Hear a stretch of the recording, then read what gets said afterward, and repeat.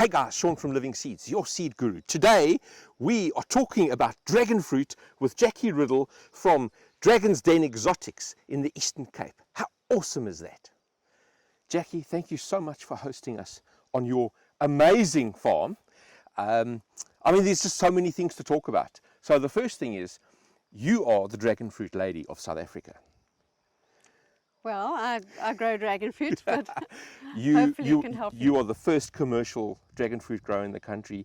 You've got over about 260 odd varieties. 260 odd varieties of dragon fruit. It is absolutely fantastic. And everywhere where I look over here, I'm just looking at dragon fruit trees. Is that the correct? Vine.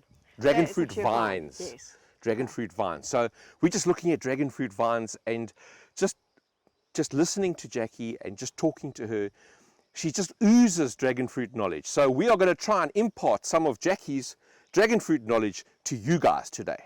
First thing that I would like to know is, you've been growing this for 20? No, we've been growing for about 13, 14 years. 13, 14 years. Why dragon fruit?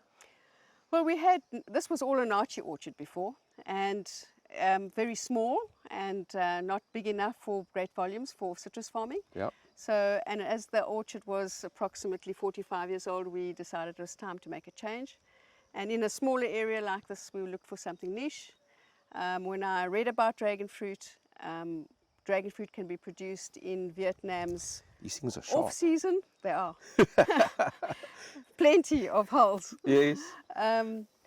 Vietnam grows it commercially, and, Okay. and Vietnam is in the northern hemisphere, we're in the southern hemisphere, and I thought growing it where we could supply in Vietnam's off-season was a no-brainer. So I decided to research it, and it worked. So most of the fruit that's grown in this dragon fruit orchard is exported? No, we have exported it, Yeah. but our local market, we even battle to supply it at Serious? this stage. Yeah. The dragon fruit in the stores, when I go to my local spa and I buy a dragon fruit, what's wrong with that dragon fruit? Initially, the dragon fruit that many people import, retailers have imported, and there are some growers that have taken a variety which is called Vietnamese white. Yeah.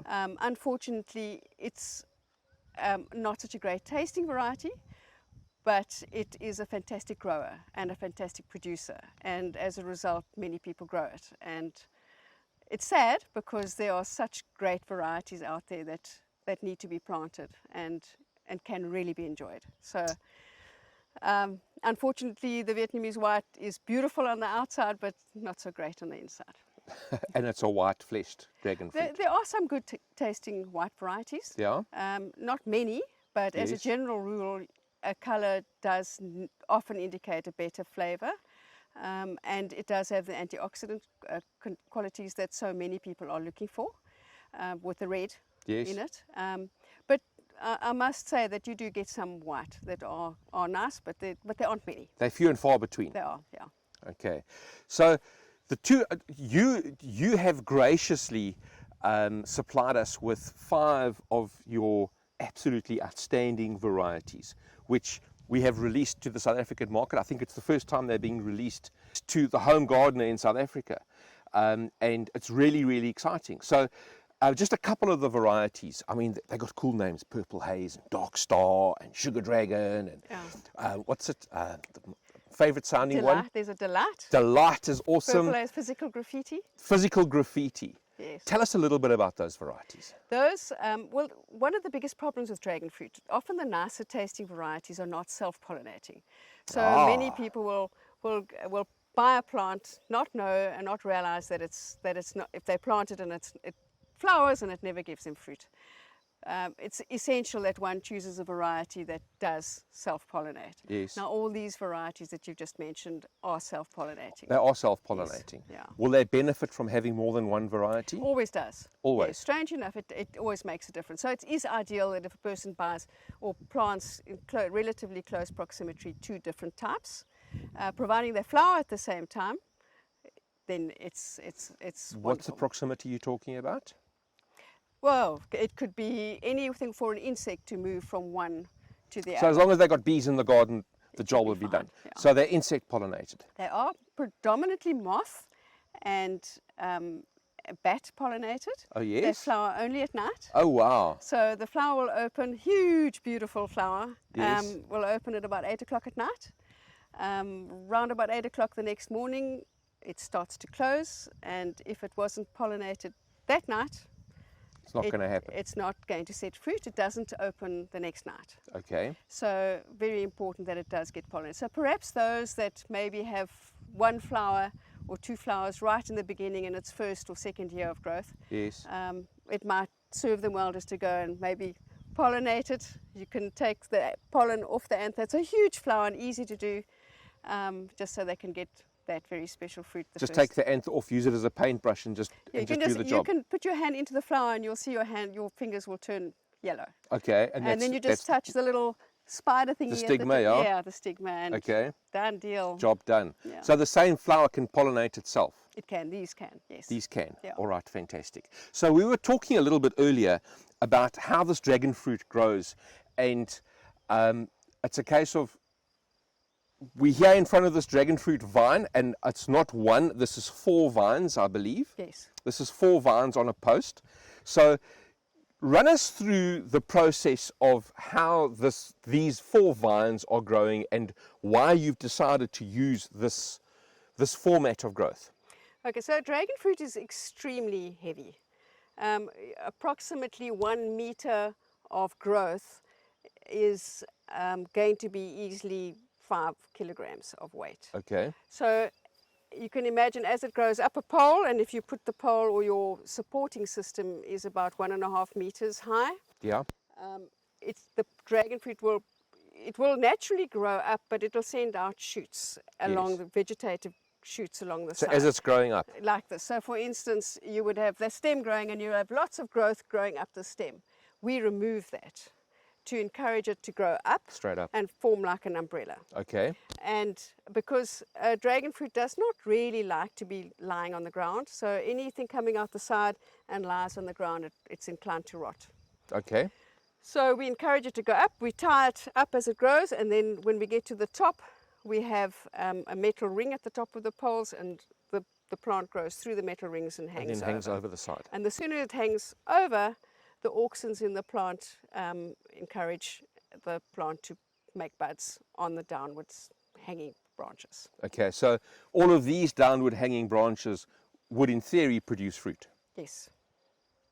but sometimes it produces fruit over here, or it produces new growth. Yes.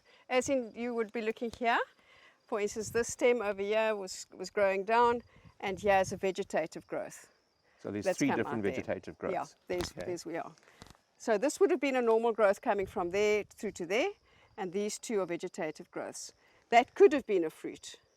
Ah, okay. So that is a sign, that little bump like that is a Yes. sign where the plant was wanting to be, it was thinking it was going to make a flower. And it decided not to. It was too cold, and the plant decided it can't, it's too cold to make fruit, so it changed it to a vegetative growth. Absolutely fantastic. Yeah, they're incredible.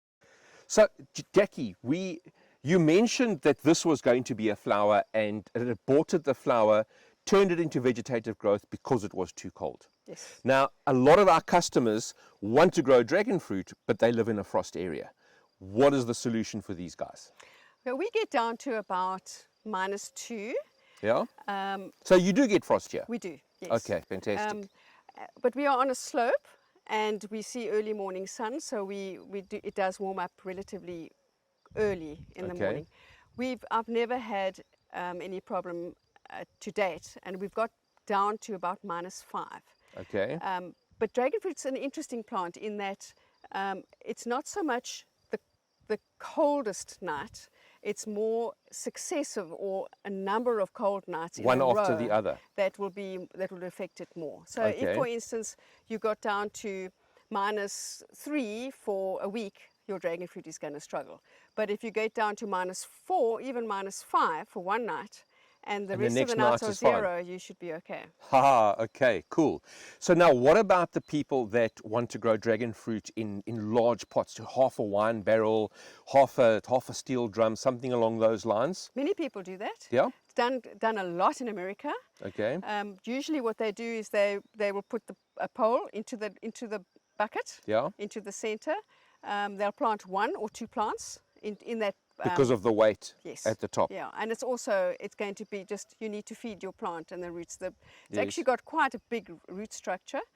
And what they do overseas is because it gets very heavy, Yeah. they put them on wheels. So it's like a little trolley system. Like a little round trolley with Yeah, 4 or yeah. 5 or 6, even 6 wheels, thinking of the weight. Yes, So you yeah. can just move it into your garage or Yeah, that'd be patio fine. or wherever. It does go into a semi-dormancy. It's a plant that doesn't really want to go to sleep. We find that we stop us here. We are very high in humidity here. Winter, we don't give it any water at all. And they're fine. They're fine. Well, we've just come through. They still haven't. I mean, they're looking plump. You can see very quickly when a plant is not happy and it's not got enough water. You get a dehydrated, like a big thick vein that sticks out here. It's the hard core of the Yes. center, and then you know your plant is dehydrated. But we don't water at all, and we're trying to force it to go into dormancy. Otherwise, it just keeps on wanting to grow, and we don't fertilize either in winter, because otherwise it just keeps growing, and then it's not going to give us the fruit we want in summer. Let's talk about fertilizer. Yes. I know that you're 100% organic over here. How do you fertilize your dragon fruit vines? We use compost. Yeah. We use fish emulsion. Yes. We have bats on the farm, and we harvest the bat guana. Ha ha. Yes. and- I saw a cave up on the mountain. Yes. There we go. yeah, Yes. And we burn hardwood, and we throw the ash down For the trees as for the well. trees, yeah. Okay, so it's And we do a lot of foliar feeding in season as well. how do you foliar With fish emulsion. with fish emulsion? Yes. So it's like a sea grow, something along Yes. those lines. It's fantastic. It loves it. Excellent. They have aerial roots, which I saw play a big some. I role. think I saw some further down Yes. where there were some roots actually coming out of the top. Yes, yeah. What you're seeing down Well, at the there we bottom, go. there are aerial roots. There's some inside there. but- Yeah, and over there, the different varieties give you different amounts of aerial roots. So I think my sheep I'll get the sheep in to do a lot of the weeding for me. Yes. And so Weeding and fertilizing. that's right. They're the ones that crop the plants at this height for me. So you can see where the sheep have been eating here. And so they may very well have eaten the aerial roots. The aerial roots store a lot of carbohydrates. Okay. And in Asia, they actually use the aerial roots for a tea. They say it's as good as some energy drinks that give you a lot of energy. Okay. Yeah. So Red I Bull. think Red Bull. Dragon roots. Dragon roots give you wings. There you go. Okay. So Jackye, you were talking about pruning these vines, and you put your sheep into your dragon fruit orchard. Tell us how to prune a dragon fruit vine if we don't have sheep. Okay, I personally, if you're going to grow it in the garden, it's probably okay for it to get a bit longer than this. Yeah. We just got it in big quantities, and we want airflow and ventilation to prevent any fungal growth. So ventilation for dragon fruit is essential. Yes. So by needing ventilation, you need to thin a lot of these off. What we would do is when we finish pruning this next week, there will only be, from this side, only 20 of these. You'll only see 20 of these. All the rest on the inside will be gone. Dragon fruit wants sunlight to produce fruit. It will grow beautifully in the shade, but Yeah. it's not going to give you fruit. So very important. And the whole that point you- is we actually want some fruit. yeah, it's a great security fence if Yes. you want to plant it. No one's going to grow. Yeah, that climb one over bit this. me quite nicely just Yeah. now. But it's not going to give you fruit. All these inside over here are not going to give fruit. So you just cut them out. So there you go in underneath. It's a big job, and we actually use sickles Yeah. to cut them out from inside. Just a normal grass sickle that you can just. Those sickles, yeah. Yes. Yeah. Okay.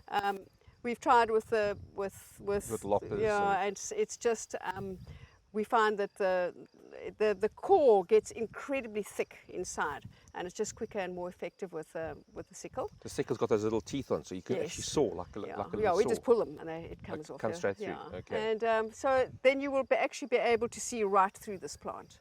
So you'll see a stem like this, and this is called a stem. Yes. you'll see a stem, and then there'll be a gap, almost the same width as the stem. Okay. And then there'll be another stem and a gap and a stem and a gap. And then over a season, it'll fill up like this. Yes, it just is a plant that's on steroids at all times. In summer, when your new cuttings have taken root, Yeah. and they start to grow, I've measured 2.5 centimeters a day.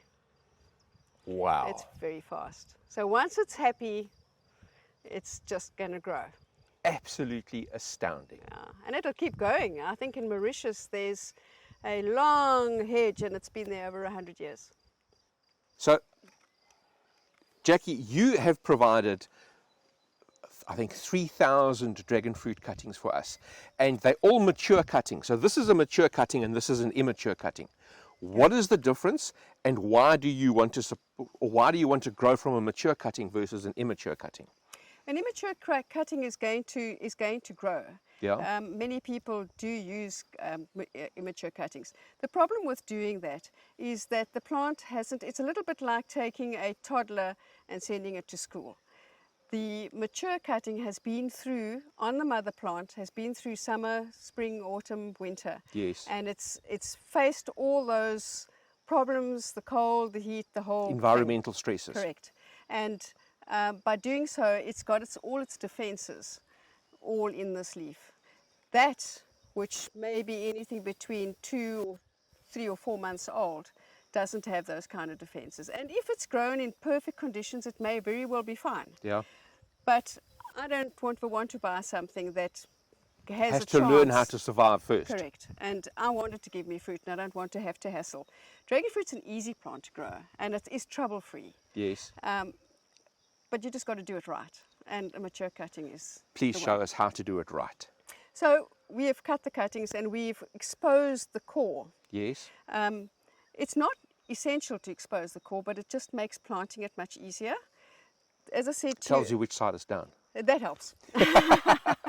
We have planted them the wrong way around, and it's Yes. amazing. Even the roots came up the top. Serious. Yeah, but aside from knowing the Yeah. right way, as I said to you earlier, the branches don't want to lie on the ground because Yes. they rot. It's the same thing when you plant it. So you don't really want to put the green flesh in the soil. Okay. And the reason for that is because some people, you plant your plant and they're really keen and they water it and water it and water it, and And they overwater it. dragon fruit wants water. It's Yeah. not, it is a cactus, but it's not a cactus that doesn't want water. It's a tropical cactus. Correct. Yes. It wants water. So it doesn't want huge quantities, and it doesn't want to have wet soil on its green flesh. Okay. And if you plant it too deep, for instance, if you were to plant it at that level with this green underneath, the chances are extremely good that this green is going to rot. Yeah.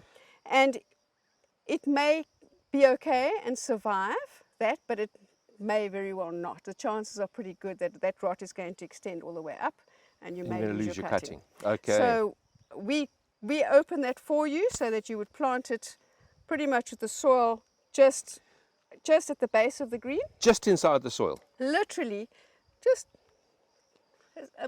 5 centimeters is fine. The roots are going to come out of the core. And another thing you need to know is when you plant it, there are no roots. Yeah. So you put it in the soil and you do not water it. Don't water it. There's no roots to water. If you really want to water it, you can miss this part if you want to. Okay. But there's no roots to water. So what's the don't point water of it. watering? Yeah. So put it into the soil just like that. Moist soil?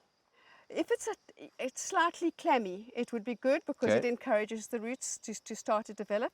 If one plants something like this in winter, the root development is slower. Yes. This is the perfect time of the year to plant them. Spring, the plant is waking up and it just wants to go. Yes. So a little bit of water. If you're going to water it after you've planted, I'd say 2.5 weeks, 3 weeks after you've put it in the soil. Stick it into the ground, wait 3 weeks, then give it some water. You stick it in the soil, tie it up against the support. You need to give Yes. it a pole, a support, strong support, tie it up so that it doesn't move around, because this is a heavy plant. Yeah. And it can easily fall over. And then any little tiny root that started to develop is going to break. Yes. So it's one of the reasons the best way to sell dragon fruit is via cutting and not in the soil or in a pot. Because it gets damaged. It does, yeah. It'll fall over. So, Okay. yeah, support Excellent. it. and don't water it. What more could you want? Life is exciting. I've got my dragon fruit cutting, not this immature one. I've got this nice mature dragon fruit cutting. I've planted it this deep inside the soil. What are the things I mustn't do with dragon fruit? I think they're bomb-proof. There's not much you can't do. But I'll tell you a story about the dragon fruit. I just imported 400 varieties, 400 cuttings from America. In fact, it's the varieties you've got. Oh, fantastic, yes. And as you know, my sheep were my weed eaters, yeah? Yes. And because we don't spray poison. And the sheep never used to eat the dragon fruit. They just used to eat all the weeds and the grass all the way around. But these varieties I had planted all in a nice long little row. And one They were day, all young ones. They were young. They Yep. were probably about 1 meter high. And Friday everything was fine. And Monday morning when I walked in here, there was not one dragon fruit standing. No They were gone. ways. Completely gone. There was nothing. There was just bare ground. And a year later, they come out the ground again. So, not going to be easy to get rid of them. They grew, thank goodness. So, I know. I was given dragon fruit 2 years ago. We didn't sell all of the dragon fruit, and they, and I actually saw them last week. They're in a bucket inside our storeroom, they must be very thin. and they're incredible. But that's 2 years old. They haven't seen sunlight in 2 years. Okay, but they're growing, but they're exceptionally thin. Yes, yeah. They, in shade, they are like that. They get very, very, very thin. So Yes. they naturally grow in forests. Yeah. In tropical, subtropical forests. So they will grow all the way up the tree in search of sunlight. The minute they get exposed to the light in the tree, that cladode, which is the section of the stem, would become wider and broader. And it's in order to be able to feed and nourish that fruit. It's going to give me more sun, Yes. basically. Yeah. It's an amazing plant. Absolutely amazing plant. Even better flowers and fruit. You should love them. Jackye, you have a wonderful, an amazing farm over here. I want to thank you. I want to thank you for providing material to Living Seeds customers. This is a South African first, as far as I know. It's really exciting for me, and it's really exciting that home gardeners have access to amazing varieties that you have. I think it's wonderful that South Africa is going to be waking up to dragon fruit, and I think everybody should have them growing in their gardens. Excellent. Jackye, thank you so much. Thank you.